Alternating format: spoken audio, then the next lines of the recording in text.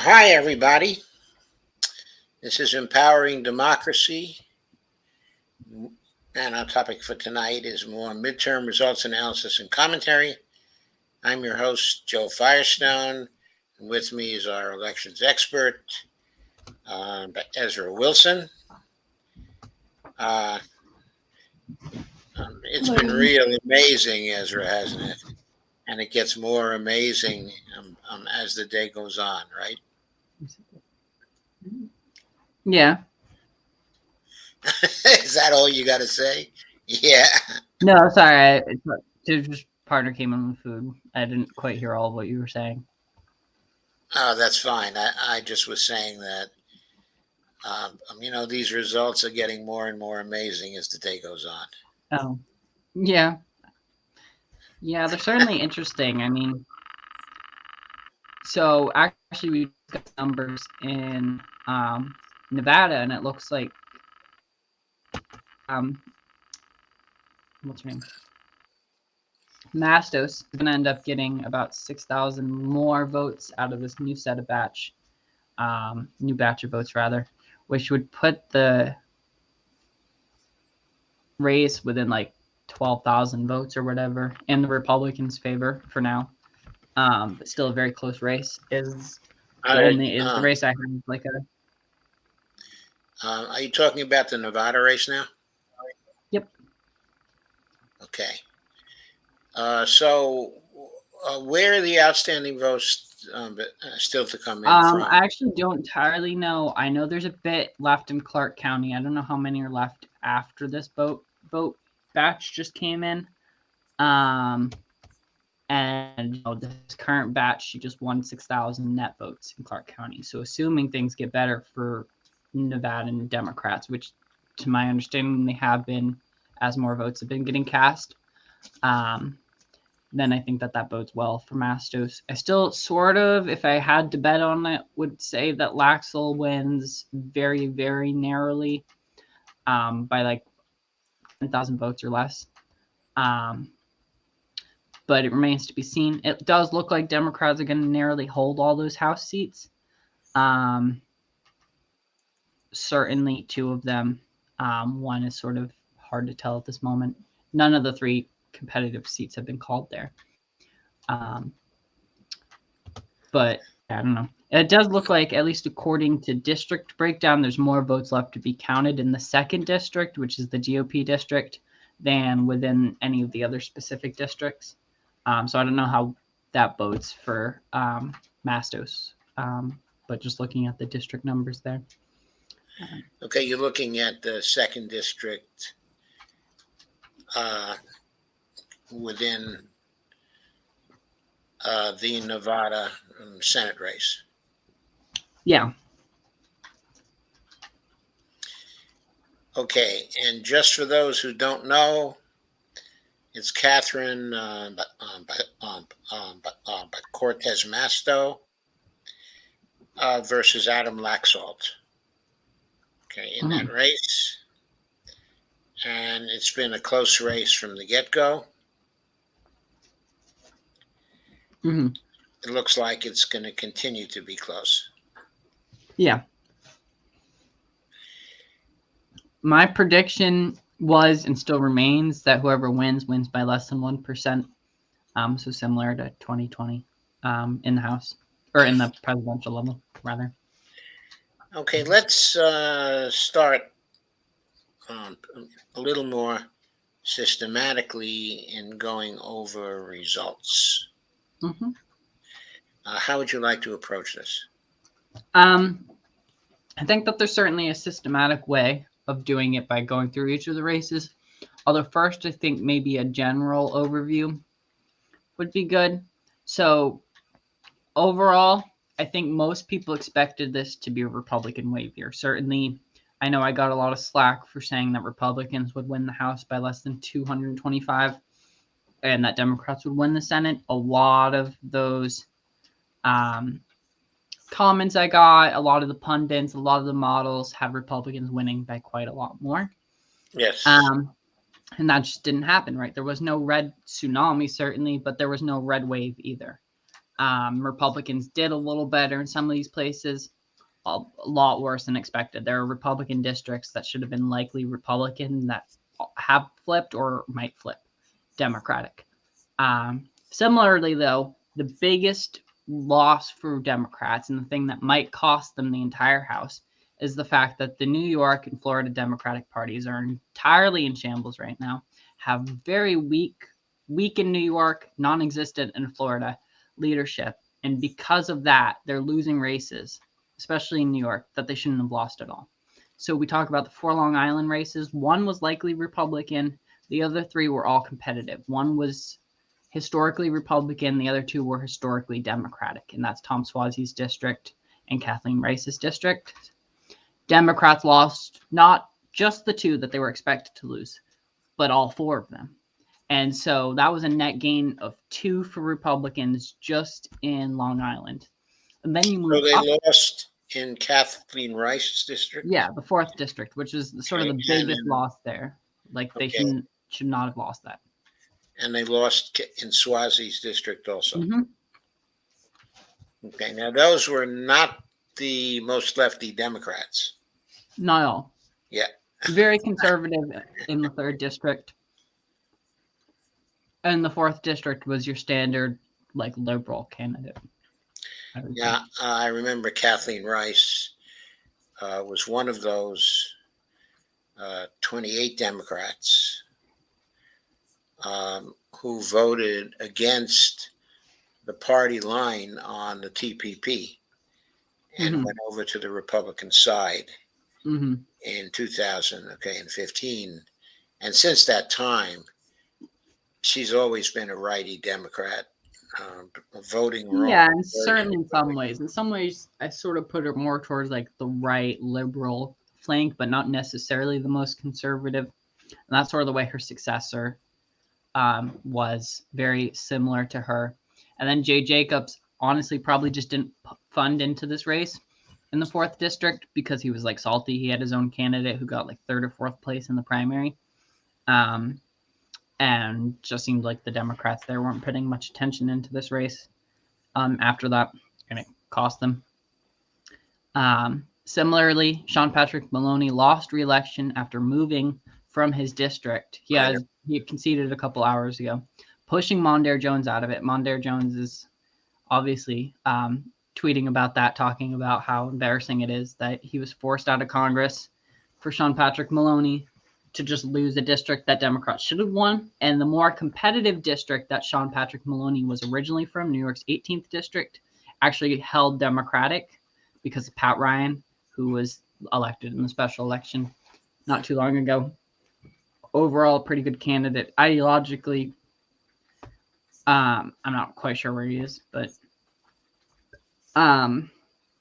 still he won that race, right? But Sean Patrick Maloney lost, and then Josh Riley lost, which was sort of to be expected.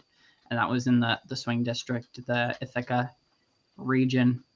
And then the Utica district, Utica-Syracuse district, the 22nd district, now is tilt Republican. So another race that Democrats could very easily lose that they should have probably won. And that happening in New York. I don't want to say for sure, but I feel like that's going to be what causes Democrats to lose the House. That's amazing. If they had done the fact. It's amazing that New York State 7 out of 8 districts have won at least 4 of them. Yeah. Now, they should have won at least 4 of those 8 districts, you're saying? Yeah, I would say so. Probably more. But. Okay. And instead, they're winning only one of the 8 districts, so they're not winning any. Yeah, they won one of them. They might win a second. And that's pretty miserable for the party. And the fact that it took so long to call the Rochester race for most people. Also, a fairly solid blue district that was a lot more competitive than it should have been. Who was the winner in the Rochester race? Joe Morelli or Morel. So. Okay. Question. Who are the party leaders in New York State for the Democrats? So Kathy Hochul, Andrew Cuomo has been pushed out of it, but Kathy Hochul, the governor, who came within a competitive margin when she shouldn't have, and then Jay Jacobs, who's the head of the party, and he is pretty conservative, pretty establishment-y, Cuomo affiliated, just not a great leadership. There's been a lot of mistakes he's made through the past that have had people call on him to resign overwhelmingly. Many times before, so we'll see if that happens again this time. But so why is he the leader? Just deep ties to like the Cuomo establishment, I think, to the moderate Cuomo establishment, and it's probably just been those connections that have kept him in power.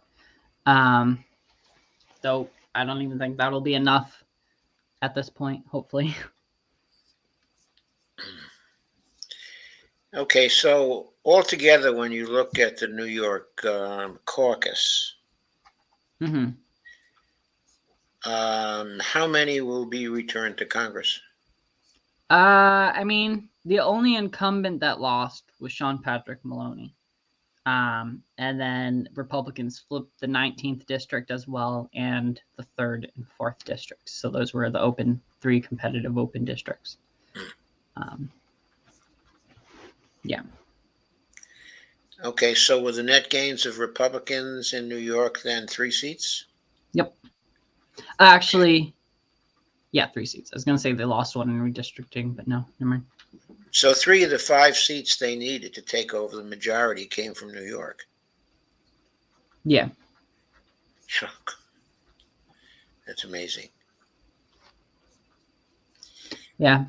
Otherwise, though, Democrats across the country, federally especially, did pretty well. Democrats held on and actually gained trifectas for the first time in a while in in Michigan.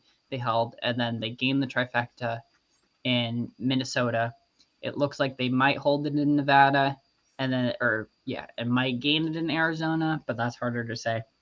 And then I'm missing another state.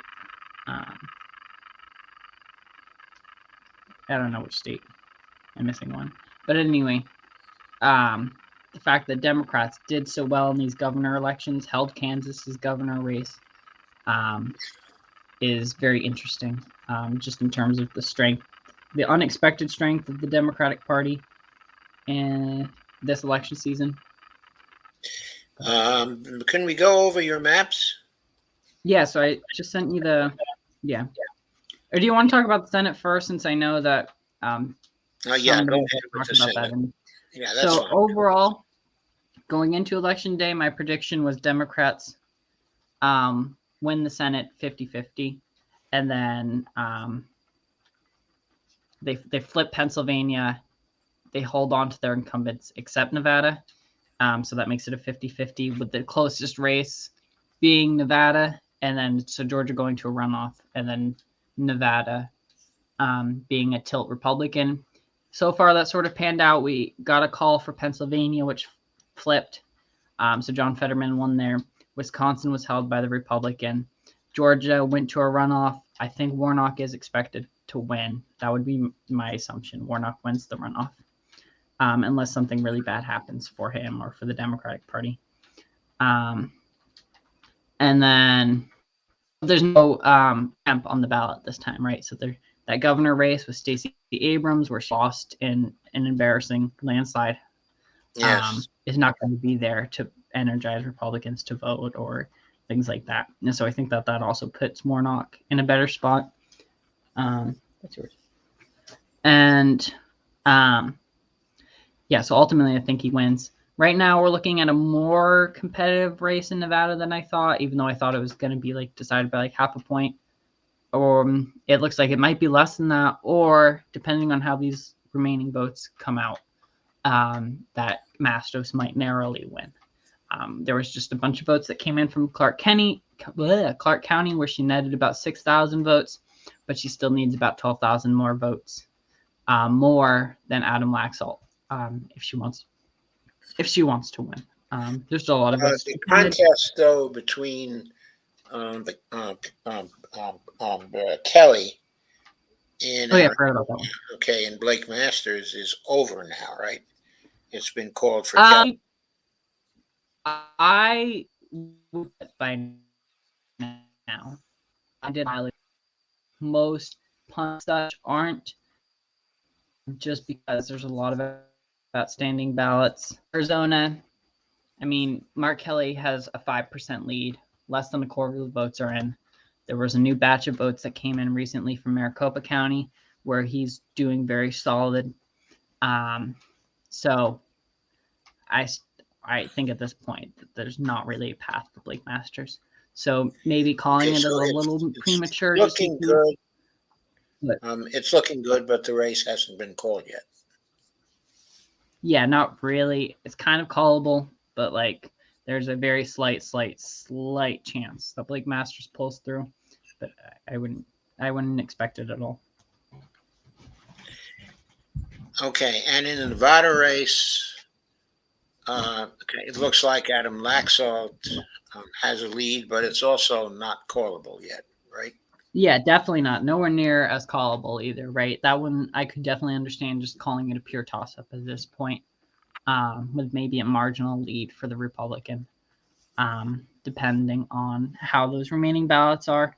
I've sort of been at work all day, so I haven't seen quite where they all are and such. But my assumption is he still wins very narrowly, though she could win very narrowly too. So, right. So we don't know. Yeah, we really don't know there. We don't know exactly what's going on there, but it looks like it's heavy for Mark Kelly, in Arizona. And then there's the runoff, in Georgia. Mm-hmm. Now, when all those results come in, if we assume the Democrats win in Georgia, that they win, in Arizona, do we have a 50-50 Senate then, or do we have you have a 50-49 Senate, and then Nevada, I mean, Democrats have 50 seats if they win Arizona and Georgia, which I sort of expect them to. And then Nevada could give Democrats 51 seats rather, or it could leave them with a 50-50. Depending on how Nevada goes. But either way, they control the Senate. Yeah, either way, they control the Senate. Okay, now I have an odd question for you. Mm-hmm. Some people might consider it an odd question. Okay, is there any chance at all, that Lisa Murkowski could be persuaded to cross over to the Democratic side? No, I think her and Manchin both agree not to cross over, just so that they can do what they want to do. Like be Mavericks or whatever. It is entirely possible, though, that Lisa Murkowski loses re-election tonight to Kelly Toshiba. Be a very strong vote for Republicans. At the same time, Kelly Toshiba holds like a 2-point lead, I think, right now. But we haven't seen how ranked choice voting applies yet. The Democrat there got 9.5%. If Lisa Murkowski wins most of that, which you would expect, then she'll pretty easily win re-election. Well, not easily. It'll still be competitive either way. But my kind of bet, I would say she probably wins. Yeah, she'll probably after ranked survive. choice voting goes apply. The reason why I raised that question was because even though they like to be mavericks and everything else, certainly Lisa Murkowski is very pro-choice. Mm-hmm. And how can she stand to stay in that party? Yeah. If she shifted over to the Democrats, and I know she's friends with Joe Manchin, has been friends with him for a long time, but if she shifted over to the Democrats, then she could become the chairperson of the Energy and Commerce Committee, right? Yeah, that's true. So she would have something to gain if Democrats control the Senate, if she shifted over to the Democrats. Mm-hmm. That's true. and she wouldn't have to kowtow to Mitch McConnell anymore. Yeah. I mean, it's possible. She probably biggest deterrent is re-election, but at the same time, with Mary Patola winning the House race, almost certain, maybe that's not a deterrent for Murkowski anymore. She does want to flip parties, but well, in terms of her principles, her ideas, she seems to fit the Democratic Party a lot better than the Republican Party. I mean, I think outside of like choice and maybe some parts of climate or things like that, I still understand why she's a Republican, but yeah, she's sort of in between both parties. Yeah. Okay, I think she is. Okay, that was just an odd question. Okay, I wanted to raise. How are the California races going for Democrats? So the California races, California is one state right now where it looks like Democrats might be underperforming a little in some regions, but where a lot of those outstanding votes could turn into better for the Democrats. So actually, do you want to put, like, I don't know if you can put another image up in addition, if you want to put up the image I sent of what races have been called. But in California, the race is left to be called the 3rd district, which is very likely going to go to GOP. Rudy Salas in the 22nd district, the Democratic blue dog who's trying to unseat Vallejo, seems like he wasn't quite the greatest candidate like everyone thought. And so it does look like Vallejo's going to win, but uncertain. The most surprising thing is that Adam Gray is losing in the 13th district by like 1%. Certainly, there's a lot of votes left to be counted there. My expectation is that it does go blue. And if it goes blue, then that puts Democrats in a much better place to hold the House. And the same goes for the 9th and the 26th districts that are expected to go blue. I still think Katie Porter and Mike Levin win their races, even though they're a little more competitive than I thought they'd be so far. And it does look like Mike Garcia is going to beat Christy Smith in the 27th, but that race is certainly far from being counted. Okay, hang on for just a second. Are you talking about the House map? Yeah, the House map I just sent. Okay, that's what you'd like me to put up. You sent me the House map earlier this week, on Monday. Yeah, that was my projection for it. I think I just used the one before show. That's what I have right now in terms of what races. Okay, the latest map which ones I have from you is, I guess that's a House map too. It's 220 Republicans and 215 Democrats. Yeah, so that's the way the House stands right now. So that's the right one. Okay, so let me put that up. The biggest surprise in California is that Will Rollins might actually win against Ken Calvert in the 41st district. I was expecting him to very narrowly lose, with Democrats being able to flip that district in 2024. But it looks like Ken Calvert really didn't campaign anyway, so it might have been enough for Will Rollins to win. And if that happens, and we see that the California races, especially the 13th, flip back to blue, and the swing district candidates there win, or incumbents hold on, then Democrats are going to be in a much better position to win the House. But that sort of remains to be seen. That's certainly one bellwether, if you could even have any bellwethers at this point, as to what is going on in the House. So this is the map you wanted, right? Yeah. A lot of the Democratic incumbents in swing districts, even those that were expected to lose, held on. So Slotkin in Michigan's 8th district narrowly won re-election.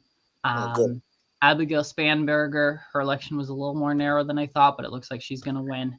All the Connecticut. Yes, I thought she had won, actually. There was a projection. Yeah, I don't know why I said look. She was one of the first races called, swing races called, and she won. Wexton obviously won. Luria lost. That was sort of to be expected.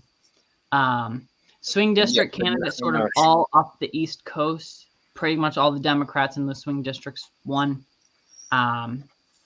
And Maryland 6th district with David Trone hasn't been called yet. The Republicans seem to be doing well there. If Trone wins, I think that would be good for Democrats holding the House. I think that's a good sign. And then the other race to be called on the East Coast is the one in New York's 22nd we talked about. And then Jared Golden, but he's holding I want to say 6 foot. Are you talking Jared Golden in Maine? Double check. Yeah, Jared Golden in Maine. So it looks like he is holding a 7-point lead now against Poliquin. And so the race has 20% left to count. Not quite callable, but at this point, it looks likely the Democrats are going to hold all those New England seats. Even though, they have the 2 competitive in Connecticut. They barely held on to the 5th. They have the 2 competitive races in New Hampshire that they won, and it looks like they'll win the competitive race in Maine. Okay, was the 5th in Connecticut Johanna Hayes? Yep. Okay. She came closer than I expected to losing. Actually, not really. I put that as like a tilt, but I was still a little surprised. The most interesting result on the East Coast, besides one we talked about, is that all of the incumbent Democrats in Pennsylvania held on. There was some hesitation about whether Suzanne Wild would win or not. She did win. Then Chris that was wonderful. Yeah. And then Chris DeLuzio pretty handedly won the 17th district. And that is the big one for the left in terms of these swing districts on the East Coast, at least.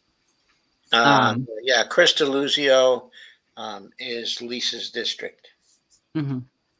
Yep.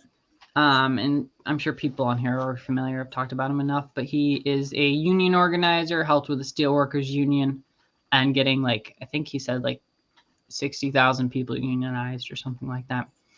And then he was a Bernie 2016 delegate. He's a Medicare for All supporter, those sort of things. He has very good stage presence also. Yeah. And the other surprise on the East Coast would be the Democrat Blue Dog, Wiley Nickel. I didn't actually realize he was Blue Dog affiliated until yesterday. Did flip the new district in North Carolina, the 13th district. Sort of the whole expectation this whole cycle was that was one of the swing districts, but that Republicans always consistently held the advantage there. But it looks like Democrats did actually win that district. And then that they won the 3 competitive districts in Ohio, so they held 2 races, and they unseated Steve Chabot or Shabbat or whatever. They held all the swing districts in Illinois, all the swing districts in Michigan, the swing district, Minnesota's 2nd district, and then Sharice David's won pretty overwhelmingly in Kansas 3rd district. Yes, I know. So just on the east half of the country, Democrats pretty much swept outside of New York, swept all their incumbent districts, as well as those open seats like 13th and 17th in Illinois, and then 13th in North Carolina. Okay, can you talk for a while about how well the progressives did? So elections. The 3 big races were Jamie McLeod Skinner, Michelle Vallejo, Chris DeLuzio, and also Andrea Salinas, and Katie Porter too, especially since it's more competitive than I thought. It looks pretty likely like Chris DeLuzio is going to win, Katie Porter's going to win. Jamie McLeod Skinner is slightly unfavored in the sense that there are less votes for her than her Republican opponent in the 5th district in Oregon. But my understanding is that race is sort of a pure toss-up right now, but more room for Jamie to grow than her opponent. And depending on how begins with a C, I'm forgetting the name of the county. Depending on how the results come in for that county, it could determine who wins that race. So Jamie is a little bit behind what I would expect, but still But she very still has a possible to chance. win. Yeah. Great. And then Michelle Vallejo unfortunately did lose pretty overwhelmingly. I think that just comes from the fact that Democrats weren't paying attention to rural Texas, no matter how many times she showed that she was a credible candidate. It was the same way that swing district candidates in Nebraska and Texas last cycle were just ignored by the Democratic Party. And because of that, we lost races that we should have won. And I think that's what happened here. So overall, and down ballot, DSA candidates did pretty well. Progressive candidates did pretty well. There were seats that were flipped across the Rust Belt, especially. And, you know, I would say it was pretty good night for progressives. Yeah, it's going to really depend on what we see in Katie Porter's race. I'm assuming she wins, though, so that's not really an issue. And then Jamie's race. Andrea Salinas looks like she's going to win as well. A little too That's close. good. That's very good. And then I read somewhere Val Hoyle has been doing. Yeah, great. Val Hoyle has won. That race has been called. It was closer than expected, but she definitely won.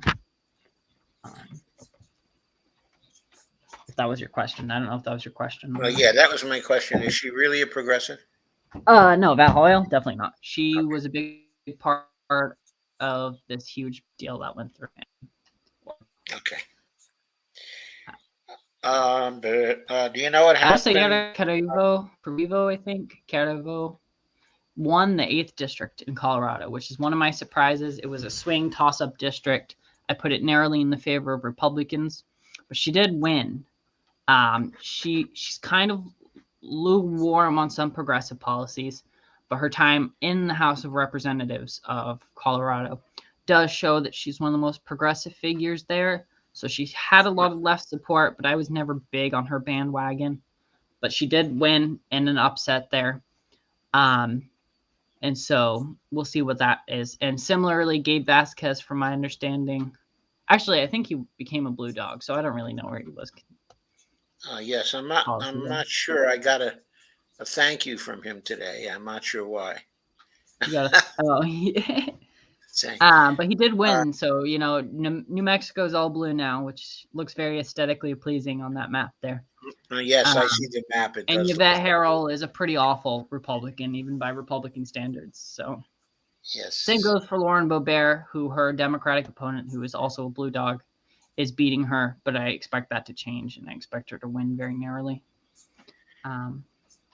Okay, turning to California, what happened to Angelica Duenas? So Angelica lost by more than I expected, by quite a bit more than she did in her last race. Granted, not all the results are in. That can change. Let me check the updated numbers because I kind of stopped following that race because of the other race that I'll talk about quickly, or in a moment, rather. Okay. Angelica's race. Wait, I just want to touch on that before I touch on David Kim's. So in Angelica's race, she lost 62 to 38 so far, with 31% of the vote in. So it is possible she gets closer to her 20 margin, depending. Because as these votes are coming in, they're coming in a lot faster in David Kim's race. He is continuing to grow. So if we expect that to happen in Angelica's race, I would say she probably gets over 40%, depending. But she's not going to improve on her previous. She's not going to improve on her previous total. I mean, she got like, what was it, 43% last time. 43%. She might get about what she got then. Depends on what's left to be counted, and I don't really know in that district. The big thing, though, is the Jimmy Gomez race in the 34th district, David Kim. David Kim right now, the race is at 53 to 47, so already better than last election, I think, but a little bit, right? He won, like, I don't know, it was close. It's close enough to where it was last time. The results, so who's ahead there? Is David Kim ahead? Jimmy Gomez is ahead right now. But looking at the growth, I saw somebody go through the math earlier. Looking at the growth of it, and the way the results are coming in, it looks like it'll be like basically a toss-up race. Whoever wins might win by 1% or less, with whatever outstanding ballots are left. And so I would say Jimmy Gomez is very, very narrowly favored right now. But certainly a chance for David Kim to win there. And given what we saw in the New York City or in LA, right? I don't know if Karen Bass won, but seeing, Kenneth Mejia do really well. I believe the DSA candidates did well there as well, the city council ones. Let me check on the LA race. Yeah, so it's Caruso still has about 2.5 point lead over Bass, but there's only 38% of the votes in. So certainly it's certainly could close go enough for Bass to turn it around. Yep. Okay, maybe Steve Wolfbrand knows some more about the Bass Caruso race. Steve asked if I was surprised. Not really by the results so far. I had the House at 50-50. Every Senate race, every Senate race has gone exactly even like margins pretty much to how I predicted it the day before the election day, with the exception of maybe Nevada if Mastos wins. If not, every race has pretty much gone how I thought. And then in the House, I was surprised by which races won and which races didn't in some of them. But I had Republicans winning the House by 225 or less. And it certainly looks like if they win the House, it's going to be by less than 225 votes. All right. On your map up here, you have the Republicans with 220 votes. Yeah, exactly. And the Democrats with 215 votes. Mm-hmm. That is so really single-digit Republican lead, which is close enough to what I thought was going to happen. So I guess I'm not that surprised. I'm just surprised at how bad the New York Democratic Party did and how well some of these swing district candidates did.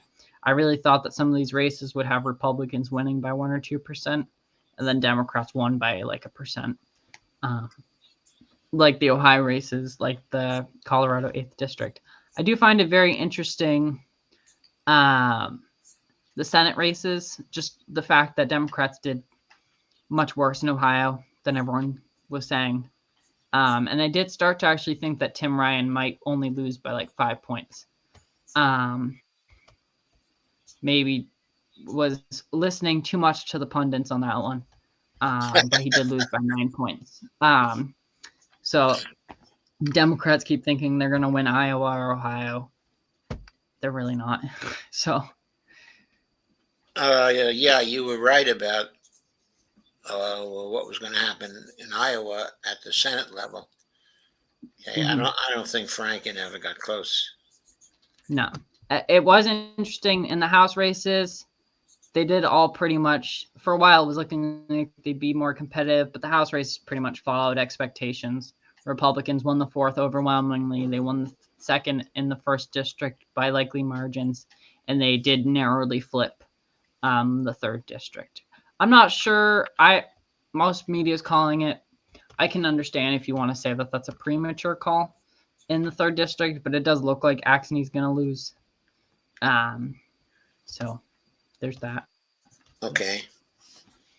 It also does look like the Arizona Democrats. All of the Iowa congressional districts then will be Republican this time around. Yep. Which it's been a little bit since that happened, but yeah, that does look like how it's going right now. Certainly room for that to change. Statewide in Arizona, I think, Mark Kelly's going to win, right? House Democrats there didn't really have the greatest night. They did better than expected, I'll admit that. Tom O'Halloran came really close to winning re-election. Jevin Hodge is still in the lead against Schweikert, but I think Schweikert's going to end up pulling through and winning. And then Democrats came a lot closer in the 3rd district than a lot of people had, or the 6th district. It hasn't been called yet, but I would say it's probably about callable for Republicans soon. And then Hobbs is now leading the governor's race there, but we'll see how that goes. And then same as the attorney general race, but the secretary of state race. And what happened to Raul Grijalva? He won over. I don't even think Republicans had a candidate against him. It might have been another Democrat that they didn't. Whoever the other safe one is, not Stanton, but the forgetting his name. Anyway, but yeah, Gray Allville won overwhelmingly. Okay, good. At least that's good. Speaking again of the progressives, so Delia Ramirez won, okay, in Illinois, right? Mm-hmm. No problem. Yep. And Kassar won in Texas, right? Mm-hmm. Yep. Balint and Summerlee also won pretty overwhelming. Summerlee's race was closer than most people expected. It did reach a likely margin last I checked. So she won by like 11 points, I think it was. Let me see if that's still true. Yeah, but considering all the money, so she won by 11 points. But given what happened there with AIPAC, her Republican opponent had the name of a long-term popular Democratic incumbent. I think it makes sense that this race is more competitive than it should have been. She never had any chance of losing, though. I will say that.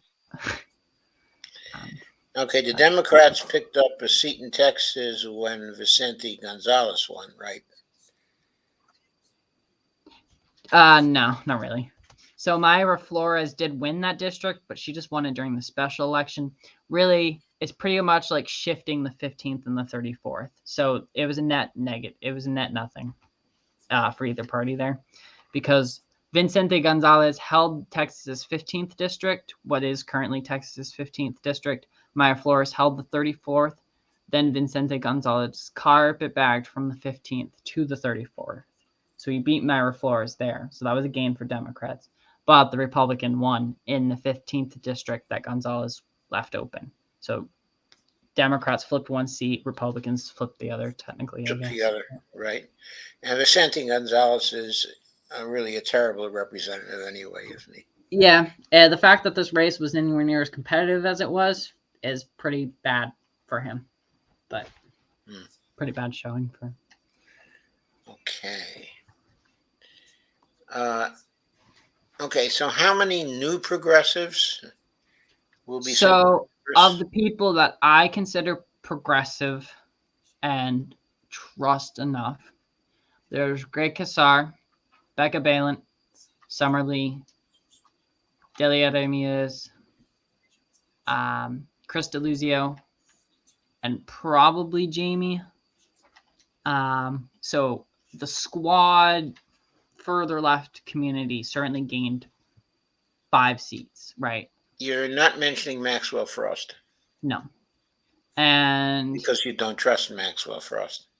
No, I'll let people read the Intercept article, although it's incredibly long, so maybe you don't want to. I'm excited for Maxwell Frost as a millennial or as a Zoomer, and having him be the first Gen Z member of Congress. I think that certainly he's better than most of Congress going into it. I don't trust him because he took all the dark money. He lied about it. When confronted, he started firing all the Palestinian members of his campaign. He worked closely with Richie Torres. There's a reason DMFI and AIPAC didn't fundraise his opponent after early in the primary season. I just don't trust him. So. Okay. Yep. Okay, so did we add another 5 then, or another 6? Another 5, maybe another 6, and we held all of our incumbents, even in the same way we sort of bragged in 2020 about holding Matt Cartwright's seat, even and Johanna Hayes. Well, not really Johanna Hayes, but holding Matt Cartwright's seat, right? Medicare for All sponsor. Not always the most progressive dude, still progressive on many issues. And then if you're counting him, you may as well count Yadira Cavero and Andrea Salinas. So that's 3 other voices for Medicare for All and other progressive issues that I think we got with those. And so overall, I think certainly for Medicare for All, for the left generally, I think yesterday was a pretty good result for a redistricting year that was supposed to tilt Republican. Democrats really, or progressives really weren't expected to do well. And then there was a really solid field of progressive candidates during the primary season. And I think that boded well. And there's certainly 2024 is, I think, the target year for progressives, always has been. 2022, as I said, probably one of my first times on this show, wasn't supposed to be that great for the left. Yeah. The fact that the left was already exceeding expectations and won, doubled the squad basically, assuming, Greg Kassar and Becca Balint are as trustworthy. As they seem. Which I would pretty much agree that they are, especially with Becca having Bernie strong in her corner and Greg also having Bernie pretty strong in his corner. But Becca being in Vermont, which Vermont re-elected David Zuckerman, our progressive third party lieutenant governor. He ran in governor, so technically wasn't re-elected, but he's been elected again. And progressives had a pretty good night here. And I think that and the fact that Becca is really close to a lot of those progressive figures, third party progressive and just progressive Democratic figures, I think is going to be what really keeps her honest. If any of that weird campaign finance stuff represented any sort of ill will or lying on her part, which I don't really think it did. I trust Becca. So hopefully that stays. And also Mary Patola, I don't really know her policies always. I really should be looking for a better answer on Medicare for All. But if we're talking about expanding that Medicare for All swing district thing and holding Cartwright and holding Porter and gaining Cordero and Salinas, even if they're not the most progressive figures, and Maxwell Frost, right? Having the sort of people that are probably going to be supporting Medicare for All is good. So. Right. Moving back to the Senate level, what is your view of John Fetterman? I mean, John Fetterman, I've liked him to an extent because he was a Bernie ally. He is progressive on many issues. The only reason I don't really get excited for him is because climate. He is big on fracking. I understand why that's the case if you're running statewide in Pennsylvania, but I'm obviously not going to support somebody who supports fracking. So I think he walks into the Senate being one of the 5 most progressive senators of modern history, probably. Certainly that's in there right now. It's hard to be quite excited. If he walks in being among the top 5, that's pretty exciting then, isn't it? I think it is, but it's a very low bar, right? We have Bernie and Jeff Merkley, who are reliably progressive. And then you have Warren, Hirono, Wyden, Markey, Leahy, and I'm sure I'm probably forgetting someone. Baldwin. That can be sort of progressive at times, depending. And so, I mean, walking in there and being the 5th most, even the 5th most, but just being in the top 5 most progressive senators isn't saying that much. But yeah, overall, I'm still pretty excited for him, I guess. But mixed bag. Overall, relative to all the other Senate candidates, I think that is certainly the most exciting race for the left. And, if I could swap out any Democrat that was up for re-election in the Senate this year for Fetterman, I probably would. If you found out that as a senator, he voted against fracking, how would you feel then? But I'd be fine with that. I would be happy. My big thing is that it'll be interesting to see how his rhetoric sort of changes once he gets in the Senate, once he's around Bernie, maybe once there's more pressure on passing progressive legislation. The fact that Fetterman has been aggressive towards the moderate, centrist, conservative branches of the establishment throughout his career, throughout this campaign, in the primary against Connor Lamb, even before he was elected, calling out sort of John Ossoff and other members for not being progressive enough, does give me some hope about him as a senator. But yeah. Okay. Yeah, and I agree with Kay and Riley, or Kay and Sandy. I don't know why I said Riley. That like Fetterman has sort of flip flopped on fracking at times. So, who knows? Maybe he will actually go in after the election, doing much better on fracking than we thought. As for what the other person said, if Fetterman does get too ill to be in the Senate, Doug Mastriani overwhelmingly lost the Senate race to Josh Shapiro, a sort of general establishment Democrat. But it would mean that Fetterman would be replaced by a Democrat. But I'm not really worried about Fetterman having any issues health wise. Certainly not in the first half of his term. But All right. I'm not either. I think that he's going to be fine. Yeah, agreed. He'll probably get on a rational diet now, and that'll probably help. Mm-hmm. Okay, so let's see what we have in comments. I think we followed the comments pretty well. I don't know if people have more questions about the election. I would say Democrats probably a little favored to hold on to the Senate, and Republicans a little likely to hold the House, but not by much. It's not that big of a surprise for me, kind of along the lines of where my projection pre-election day was. Certainly some of these races are a little different, but at least a little different in the House. Okay, Steve Wolfbrand asks, how surprised, is Ezra? Yeah, I kind of tried to answer that earlier when I saw it come up, but I don't know if I did well, but I think wasn't that. Right. I'm more curious how surprised everyone else is. I know a lot of people are very surprised at how well Democrats did. But there were some areas in which you were surprised by how disappointing they were. I mean, yeah, the biggest surprise, other than Democrats doing like as well in all of the open swing districts, my biggest surprise would be how embarrassing the New York Democratic Party is. And yeah. How embarrassing they were in New York and how good they were in Pennsylvania.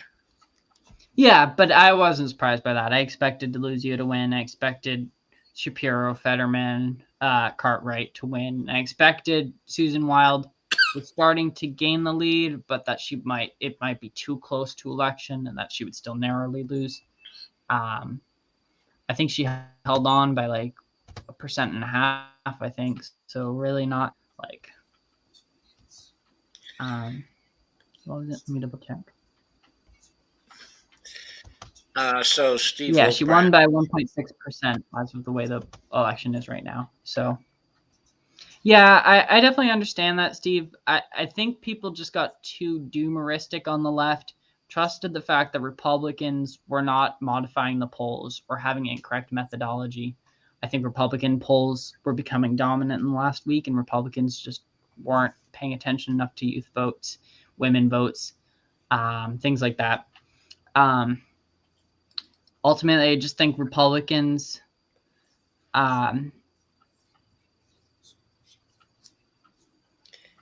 I think they hit a wall in fear mongering, and they had the sound bites. I think they got too cocky when it came to the abortion rights question. Yeah, and I think they were surprised by how strong abortion rights was. Certainly, if Democrats did better on explaining their economic policies in a way that it works and is more appealing, they would have just like decimated. You probably would have seen a blue wave, because that was the thing I think that really held back Democrats is economics. And it was a sort of a matter of whether inflation or abortion were going to be the top issue. The exit polls showed that abortion was. I don't think it was quite as high as a lead for abortion over economic issues as the exit polls had it. The exit polls I saw, at least. But still, it seemed like abortion was the number one issue on voters' minds.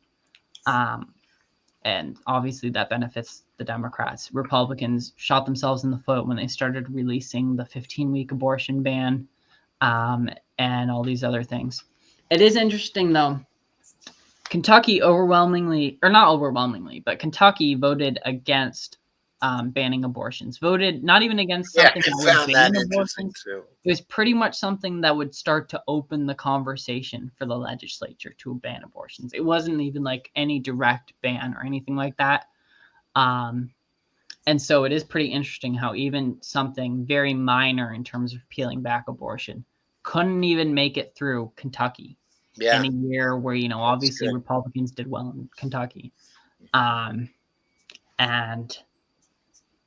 I think that's pretty interesting. At the same time, Democrats have more anti-choice members than they've had in a bit. Between Henry Cuellar, Don Davis, and I don't really know where all those other blue dog Democrats stand. If Adam Frisch wins, I don't think Adam Gray is going to be anti-abortion. I don't think Rudy Salaz is either, but maybe, right? So you have Henry Cuellar, who obviously is. Then you have Don Davis, who definitely is. Wiley Nickel, I don't think is, despite the fact that he seems to be going more conservative than I figured. So in a year where even Kentuckians in deep red state are voting against abortion bans, we might have more Democrats that oppose abortion than we've had, which is kind of sad. But that is kind of sad and surprising. Yeah.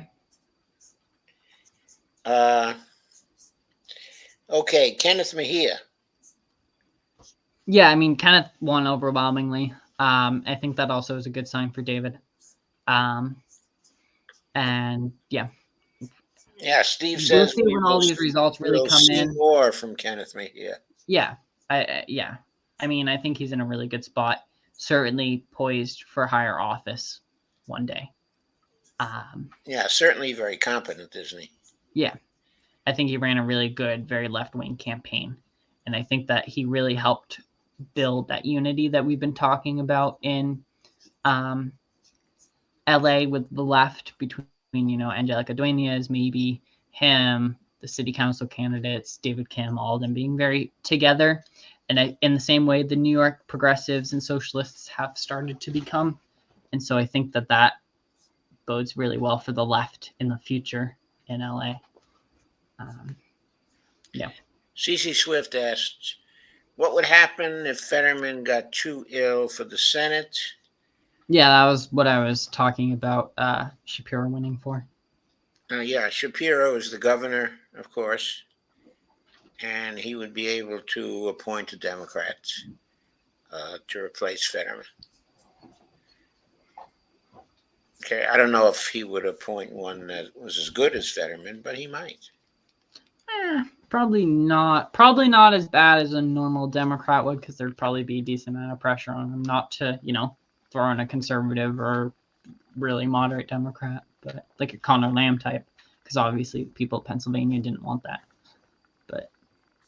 And he has to think about re-election, right? So. Yeah, is there any chance he'd appoint Summer Lee? No, I don't think Summer Lee would want to be a senator, but nah. Would be interesting. Maybe one day. Yeah, it's fun to think about. Fun to think about a Summer Lee, AOC, Ilhan Omar, Rashida Tlaib Senate delegation. Oh, Tanya Vyovsky and Becca Balint too in Vermont.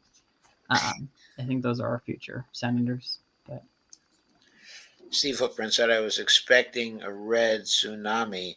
I know you were really doom and gloom. Yeah, I did see that in the comments the past couple of weeks. What lifted me up, I mean, I was kind of buying into the doom and gloom also. But when I heard Michael Moore's presentation, on the Alex Witt show, it really lifted me up.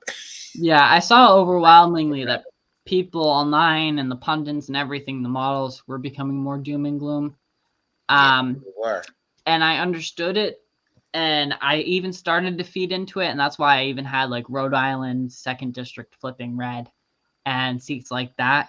Some of them in my House prediction. But yeah, I don't know. I didn't really ever think it'd be that big of a win. I am a little surprised quite how well Democrats did in some of these districts. But yeah. So Steve Gostart points out that that Lula appointed a lady by the name of Lara Rosendi as ex-central bank director to his economic transition team. He points out she is a famous Brazilian MMT advocate. Oh, interesting. And once said, we have a strong voice to end the neoliberal agenda in Brazil. Yeah, definitely. And then, of course, the association with BRICS should also help to end, the neoliberal agenda in Brazil. So you got that.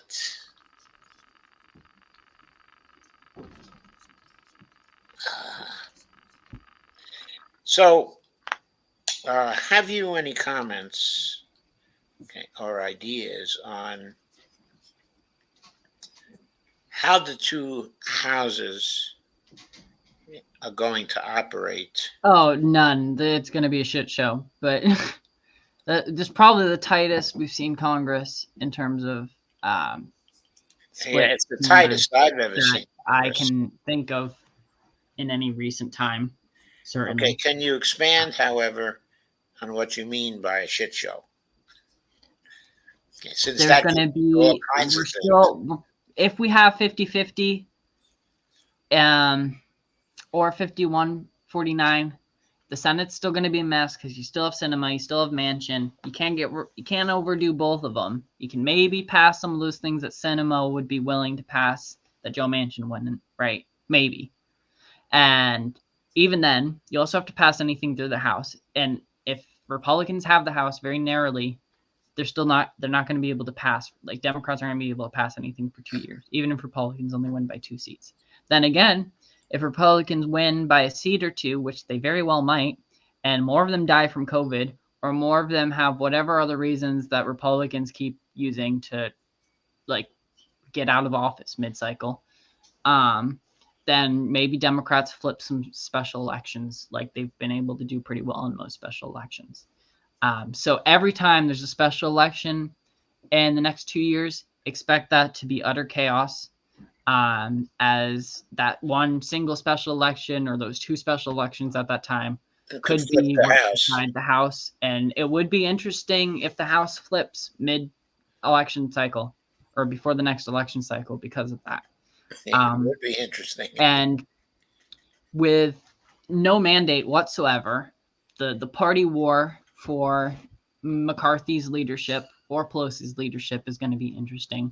McCarthy doesn't have the support probably, but McCarthy's opponents also probably don't have the support they were expecting because a lot of those far right candidates didn't do that well this election, especially if Lauren Boebert loses. Then, Marjorie Taylor Greene, Matt Gaetz lose one of their biggest allies, one of those very strong anti-McCarthy voices. And Nancy Pelosi's obviously, lost some of her allies, but not as much as maybe people were expecting. So that might play some interesting dynamics in the House. The squad is overwhelmingly going to probably have the votes to unseat her if Democrats do win. Whether or not they do, we'll see. If Democrats win by a couple votes, then progressives, I think, are going to get a lot of concessions if you have a 10-member squad and like 4 or 5 squad allies. I think that it's going to be interesting. The leadership dynamics, the bloodbath on every single piece of legislation, as you have to swing a vote or two for anything to pass, or you have to make sure you can get every single member of your party in line on every piece of legislation. I think it's going to be interesting. With respect to Pelosi, from my point of view, the best thing to do with her is to simply retire her as speaker. Yeah. And I mean, not even think about it anymore. Just make her a backbencher okay, and forget about it. And because if she's Speaker again, she's always dangerous in terms of doing something stupid that really costs something. Mm-hmm. Like, for example, the trip to Taiwan, Yeah. or like, for example, the folding on the Build Back Better bill, Yeah. the caving, on various other things, and the suppression of the CPC members, okay, in general. Yeah. Yeah. We can't have that anymore. Yeah. So the I'm best gonna. thing is just to get rid of her. And the other point here, okay, which is relevant, is why would she want to stay around any longer anyway? I mean, Yeah. she's so old. Her husband has to recover from a very, very Well, serious yeah, she did say injury. that the attack on her husband is going to be playing a really important part in whether she decides to run for speaker or not. Right. And obviously, the things that her husband is doing, because she's in Washington and he's in San Francisco, there's a family need there. Mm-hmm. I think she really needs to go back home. Yeah. I mean, If she's no longer speaker, this is the perfect time. yeah, I would agree with that. I think it'll certainly be interesting. And it'll be interesting over the next 24, maybe 48 hours, as we figure out especially how the House is going to go. LA mayor, LA races region might take until Friday to really figure anything out. A lot of the other country are probably going to come in pretty soon. We'll probably know the Senate, assuming if Mastis wins, then we'll know Democrats hold the House within the next 24 to 48 hours, probably. If Mastis loses, then it's all going to rely on a special election, or the runoff election, rather, in Georgia. And yeah, I think we'll see a lot of these House races be decided within the next 24 hours or so, if they're still counting, unless they go on hiatuses like last year, or last cycle. But I don't think we're going to be waiting nearly as long for election results. Yes, I agree. I think it's going to be quicker this year. Yeah. Okay, Ghost Star asked a question. I can't remember if Ken knows MMT. The answer to that question is yes. He knew something about it when he was running as a Green for Congress. It was introduced to him, okay, at that time. Okay, and also to Rodolfo Cortez, who became quite a partisan of MMT as well. But Ken has been introduced to it. He knows it. And if he goes higher, if he goes into the Congress, I think he'll be an MMT partisan. CC Swift says, thanks for the answer about Fetterman. And Steve says, thanks, Doc, for mentioning Kenneth Mejia. He'll be running for higher office soon. I sure hope so. I'd love to see him in higher office. Okay. Yeah, I'm gonna.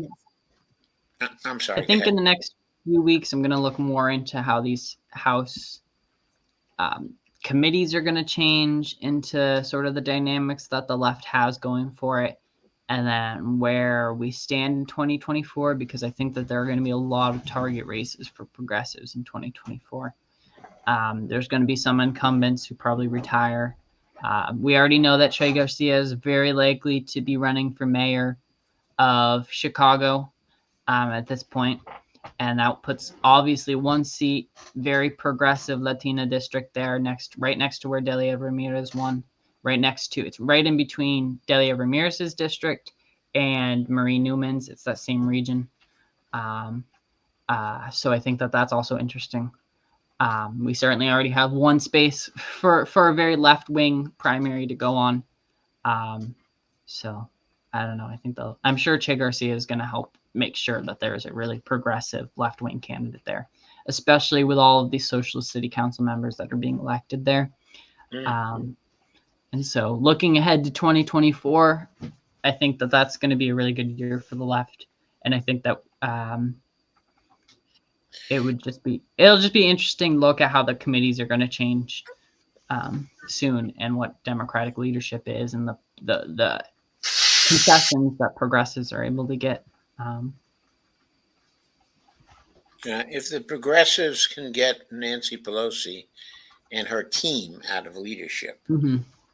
Well, it might even be, hey, we know Nancy Pelosi is definitely gone in 2 years, and we're not passing anything this cycle anyway, right? So instead of making concessions on Pelosi, maybe we make concessions on other parts of leadership and on committee positions, right? Let's make sure that we get Lloyd Doggett as the chair of the Medicare, or as the Ways and Means Committee chair.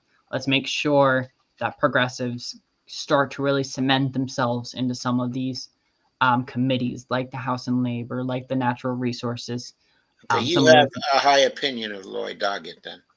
I do not, but relative to Richie Neal. Personally, I would have loved to see Lloyd Doggett win primary challenge. Relative to Richie Neal, he's wonderful. Yeah, exactly. But also, in general, he's very intelligent. Yeah, he seems well informed on policy. He seems like an intelligent guy. Yeah. There are some who think that he's, in terms of strict intelligence, that he's the most intelligent guy in the House. Some people, I don't know enough about him, but yeah.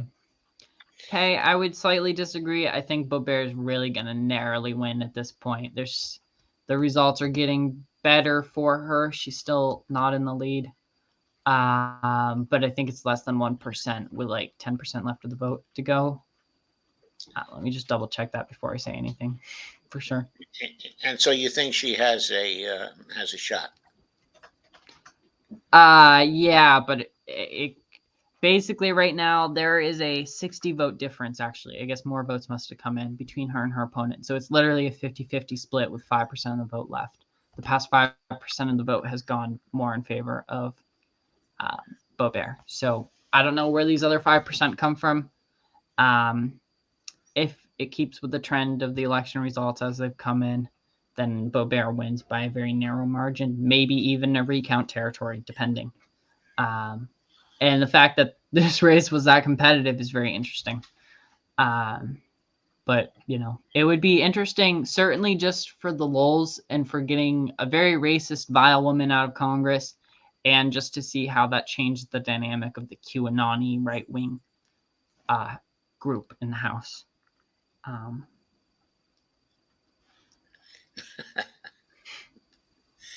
Okay, CC Swift asks, do you think this close election, will be a wake-up call for the Democrats? I'm looking at the spammer we have in chat now.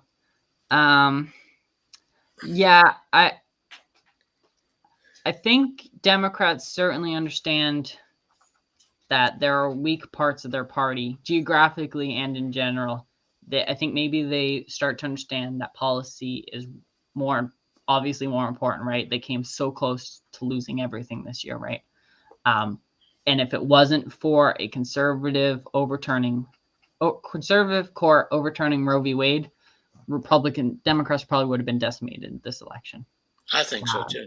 And so I think Democrats are increasingly aware, and that's what I'm seeing, that economics is an issue that they need to talk more about. And I spent a lot of this week campaigning in the state Senate race here, and talking to a lot of Democratic leadership in this region. And while it's Massachusetts, going to be blue anyway, that doesn't really speak to the way swing district Democrats are going, or Democrats as a whole. I think it was very interesting, the conversations I had with them, some of them very eye-opening, I think, for them, about how the Democrats really need to be looking at their economic rhetoric and how to make that more appealable, and how they really need to be focusing more on politics, or on policy rather, than attacking their opponents.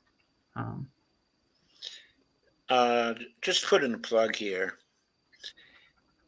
We are looking at this stuff from the standpoint of observers. We're observers. and we're asking ourselves, will this be a wake-up call for the Democrats? From my point of view, there are changes coming in the leadership of the Democratic Party. It's fairly obvious that at the House level, Nancy Pelosi and her leadership team can't last for too much longer. I mean, Sean Patrick Maloney going down, I think, in addition to, seeing Sherry Bustos lose in Illinois 13th, and then having almost lose, rather, last election cycle, and resigning as the DCCC head and not running for Congress again, and then seeing Sean Patrick Maloney lose and some of those other leadership we've taken out in the primary, I think is really changing the dynamics of the Democratic Party, especially as figures like AOC, even though I'm cautious about throwing her into leadership, and like Rashida Tlaib and them, as they start to do really well. And I also think Becca Balint is going to be a really strong leader in Congress. She was a very strong, ambitious leader in the Vermont legislature. And within like her first 6 years, I think, in the legislature, she went from the House to the Senate and then became the Senate head of the Senate. She became the Senate pro tem in her second term, and then the head of the Senate the next term. And so I think that she is a very ambitious member of Congress that honestly might be better poised for leadership than AOC. And I think that there are other figures like that, Ilhan, Rashida, Delia, that I think are going to be really strong leaders in the House for the left. Oh, Cori Bush, of course. I don't know why I forgot about her. Right, but I think we still are looking at this from an observer point of view. There is the need, which I think people have to be realizing about now, that from a Democratic Party point of view, the role of money in politics has to be contained. One of the things we do here is that we're trying to start a movement that will create a litmus test for people who are running for office, such that if they take the big money, they're out, because the litmus test gets applied to them. If we're at all successful in building this movement, that's going to create a wake-up call for the Democrats. They're going to have to move. They're going to have to be more concerned with policy. They're going to have to be concerned with passing policy that's going to give things to people that people want. And they're going to have to find a way to downgrade the status of the donors in their party. They'll no longer be able to afford their party being run by the donors. If we can get successful with this, if we can make it go viral, then it's more than just observing the situation. We'll be affecting it ourselves. Yeah. So Sandy says, if I were her, I would step down and enjoy myself. I would be on a beach drinking. But she doesn't even have to go to the beach. All she has to do is to step out on her back porch, and the Pacific Ocean is there. That is true. But I understand she has a lot of grandchildren to take care of as well. So she has a lot of reasons. I think I'm going to go for the night. Oh, what the heck? Wait, 1 second. I think the thing just glitched. Oh, yeah, never mind. Okay, yeah.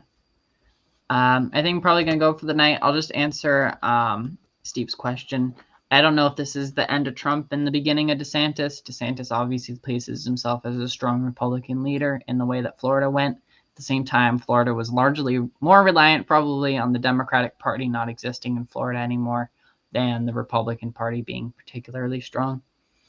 I think we saw at the rally that Trump did before the election that Trump still has a solid base, does not care about attacking DeSantis, and that there's a lot of loyalty to him.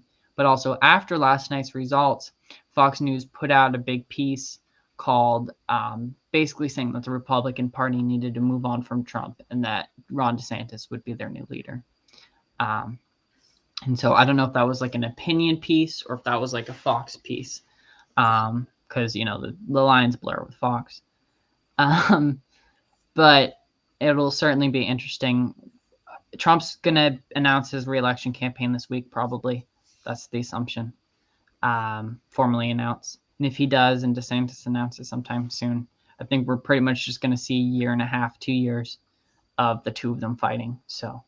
Oh yeah, they're going to That'll fight be very fun. strongly, especially with Fox backing DeSantis. Well, it depends. Fox is backing Trump until suddenly this article came out. So maybe after seeing Republicans lose so overwhelmingly in this election, They'll switch maybe to these DeSantis. Republicans and Fox and all of them are going to start siding with the Democrats. So and not with the Democrats, with DeSantis. So that'll be interesting. Okay, so folks, last night I was up to nearly 4 o'clock. Yeah, no, I was up the for so long. I have to results. go to bed. Okay, I did close to a 6-hour stream for you guys then. Oh, I didn't see that. It's nice. Okay, and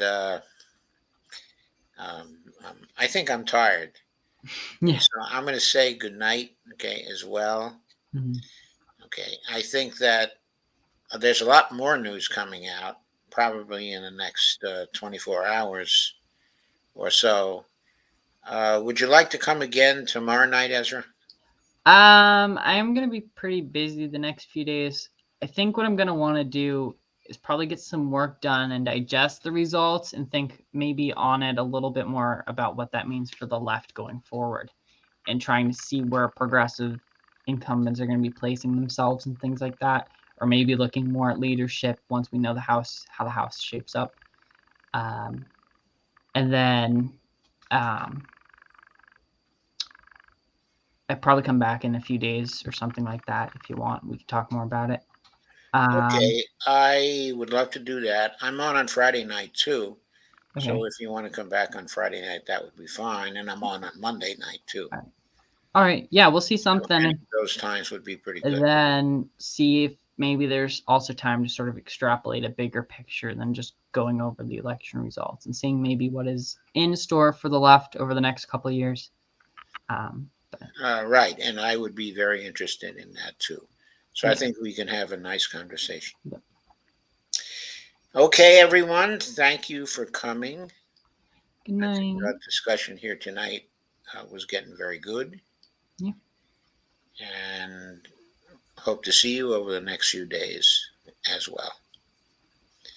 So thanks, everybody. And thank you, Ezra. Yeah, thanks for having me on, Joe. Thanks, everyone. Good night. It was a great pleasure. Yeah. Thanks. Bye, everybody.